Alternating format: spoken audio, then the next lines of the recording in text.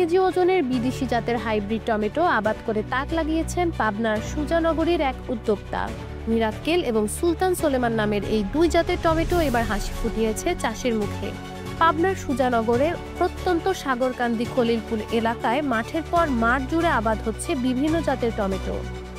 গ্রামের আনসার আলী গত 2 বছর যাবৎ মিরাক্কেল 1205 এবং সুলতান সোলেমান নামে দুই জাতের টমেটো আবাদ করে এলাকায় সাড়া ফেলেছেন। পরিপক্ক একটি টমেটোর ওজন প্রায় 500 গ্রাম। উজ্জ্বল রং, আকারে বড় এবং সুস্বাদু হওয়ায় বাজারের চাহিদা অনেক বেশি। 1 বিঘা টমেটো খেতে চাষে খরচ হয় 70,000 টাকা এবং বিক্রি মূল্য 2 থেকে 2.5 লক্ষ টাকা। এতে লাভের অংশ থাকে 1 থেকে 1.5 লাখের উপরে। রোপণের 70 দিনের মধ্যেই টমেটো সংগ্রহ করা যায়। তাই শুধু আনসার আলী নয়, যাতে টমেটো আবাদ করছেন সুবর্ণপুরের অন্য চাষিরাও। প্রশিক্ষণ সহ নানা সহযোগিতা দিয়ে উন্নত জাতের টমেটো আবাদে উদ্বুদ্ধ করেছেন কৃষি বিভাগও।